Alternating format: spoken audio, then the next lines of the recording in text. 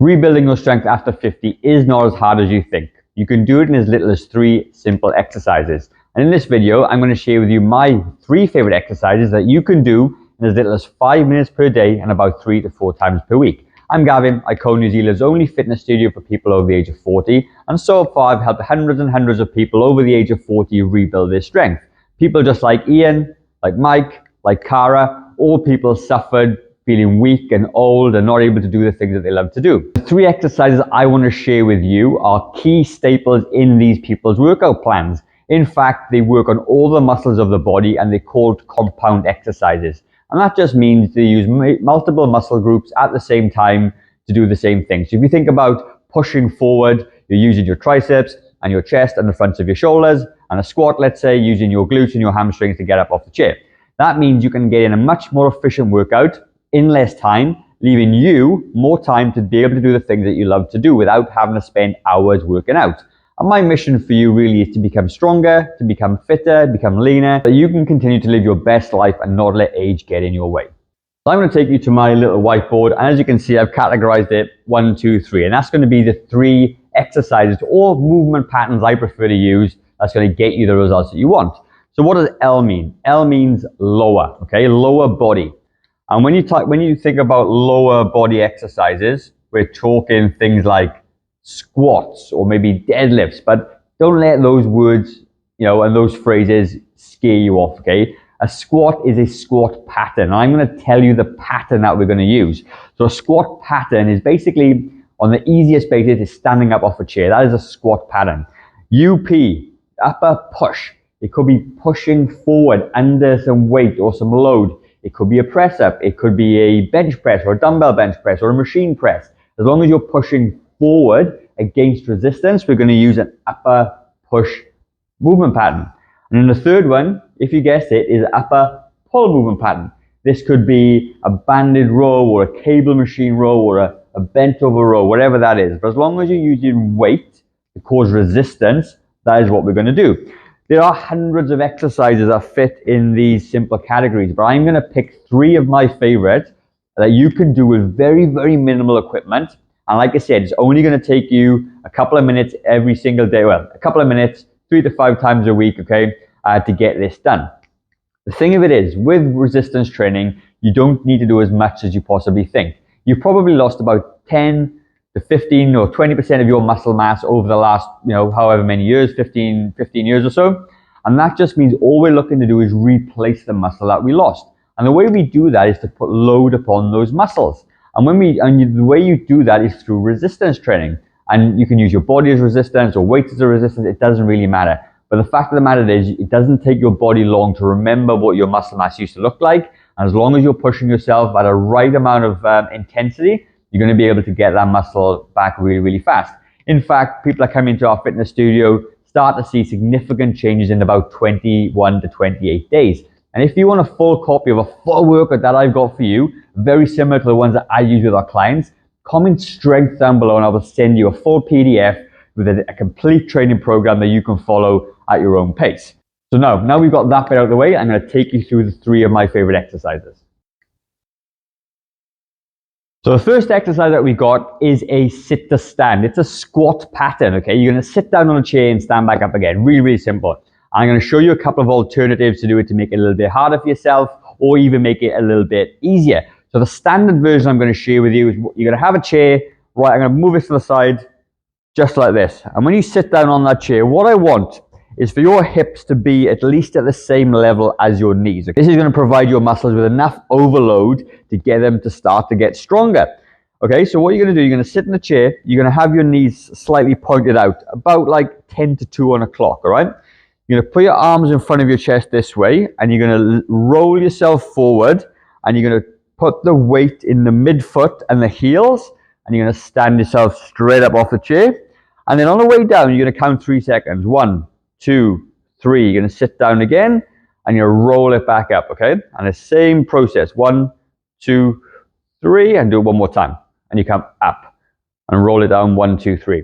The thing of it is, to get stronger, you need to focus on something called the eccentric. And eccentric just means the lowering part of the exercise, because our muscles are way stronger when you lower a weight down to your body or squatting or whatever that is.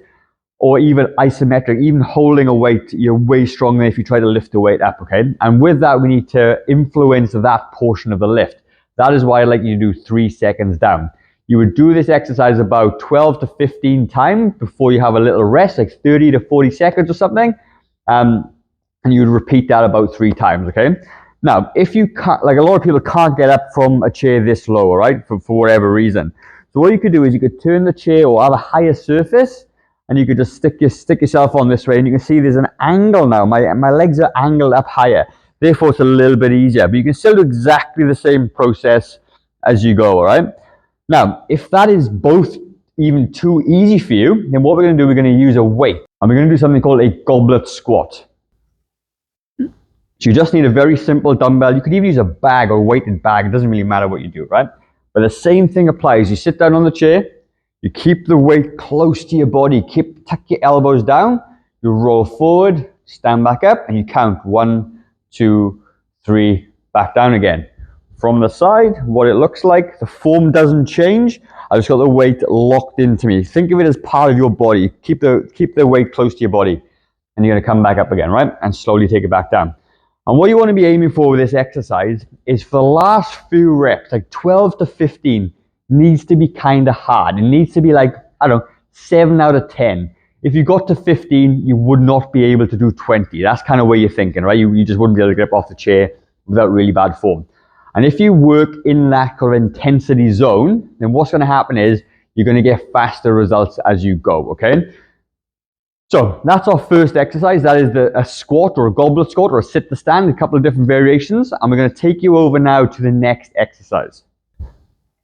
Now the next exercise we're going to work on is the upper pushing component, okay? So the way you push that way and the low, you're going to work on your chest, the fronts of your shoulders, and the tricep, the muscles at the back of the arm. They all work together. So I'm going to use a bar on a surface. You could literally use like a bench top or a chair or something sturdy that's going to hold your weight, all right? But the thing of it is you need to be able to do this with good form. So if you start, say, this height and all you can do is bend your arms this way, then you need to lift it a little bit higher. And in fact, you could get it so high, you could be actually on a wall and you could do it against the wall that way if that's the exercise you need. But I'm going to go with this height for now. You can adjust it for your own self. But the key of it is you're going to have your arms about shoulder width apart. You're going to come up onto your tiptoes just a little bit.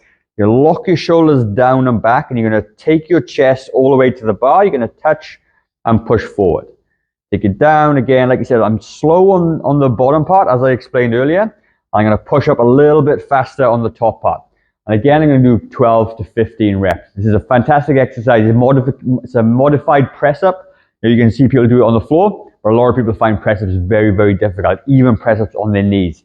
When you use an elevated surface, it actually helps with better form. A better form over time will lead to better strength and give you more opportunity to rebuild some of that muscle.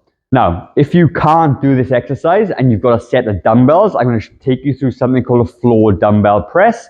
And that's going to be another great option to work on your chest, your triceps, and the fronts of your shoulders. So come with me and I'll show you what that looks like.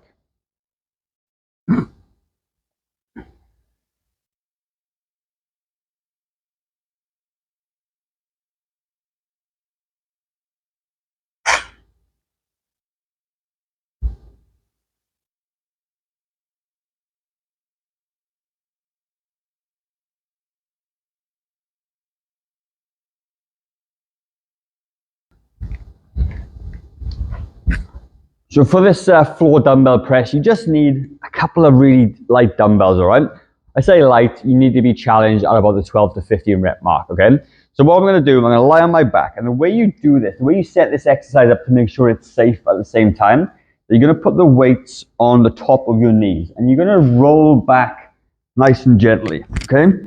And the elbows are close to the body, okay? And your knuckles of your hands are facing upwards. Put your head back on the floor. If you need to pop a pillow under your head just to keep you sort of more comfortable, you can do that. What I want you to do is just push above the front of your chest. Don't lift over your face because the weight could come down and crack you, right? So over your chest, you're going to take it down and come back up. And you might find it's a little bit wobbly to start, and that's okay. The more you do this, the more stabilized your muscles become. And you're going to get a lot of work done this way. This is a really great beginner exercise to start working on that chest, like I said, triceps, shoulders, as a great pushing movement. And nearly everybody that comes into our facility can actually do this exercise, simply because you could start off with a 1 kilo dumbbell and you can work up right up to 20 kilo dumbbells if you get that strong. So now you've got the lower portion, you've got the upper portion. Now we're going to do the upper pull portion, okay? And this is going to work on the back of the muscles and the back of the shoulders and the biceps themselves. So come with me and we get this one done as well. So we're going to set this up on the floor just like what we have with the same dumbbells. Maybe use a little bit heavier, a bit lighter, depending on what you're going to do.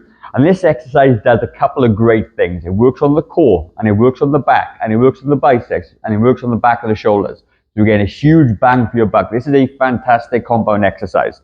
And the way you're going to set this up is that you're going to lean over, pad up your knees if you've got sore knees, okay? You can do that. And you've got about a 90 degree between your body and your leg, and your arm, and a 90 degree between your body and your leg. You're going to lean over the dumbbells this way. You're going to put the weight onto one arm, and you're going to lift back. Bring that hand up to your hip, elbow behind your body, lower it back down nice and gently, and rotate. And you're going to feel your core start to work at the same time. And again, you're going to do 12 to 15 each side, or 24 to 30 reps in total. Okay, make sure you find a nice weight that's challenging. You don't need a lot of weight with this exercise because it's actually, because it causes lots of instability as well, you can find it to be working really hard with relatively small weights. So from the front, if you need that version as well, you're leaning over the top and you're going to roll it back nice and slow. Remember, lower on the, slow down on the lowering portion. That's where you're going to get a lot of the strength gains. And they're the 3 exercises that you can do in a very, very short amount of time. On the worst case scenario, you do 1 set of everything. You do 1 set of squats, 1 set of presses, 1 set of pulls. And you just do that to start with. If you got a bit more time, you build up to 3 sets of each. So let's just say you do squats, you rest for 30 to 45 seconds, you repeat the squats again, rest 30 to 45 seconds, and then do the same thing and go through the whole thing. So you can actually build this into your day and your week very, very easily, all right? Now, the more of it you do, obviously, the better results that you're going to get, okay? But the thing is, if you do nothing now, it's once a week is going to be better than doing nothing. You've got to understand something is better than nothing. I pretty much guarantee that within the next 21 to 28 days, you're going to start to see some significant strength gains, and you will start to rebuild the muscle that you've lost. Like I said, if you want a full program where I go through the whole kit and caboodle, comment strength down below, and I will send you a full strength program over that you can do very, very easily to get the biggest benefit that you can possibly get. I'm going to leave a video up in the top left corner, and that one's going to be more around sort of balance. So if you're interested in the balance exercises, click on that one at the top. Hope you like the video. Do us a favor, if you like the video, let me know, leave a comment, subscribe if you think you'd like to. I will see you on the next video.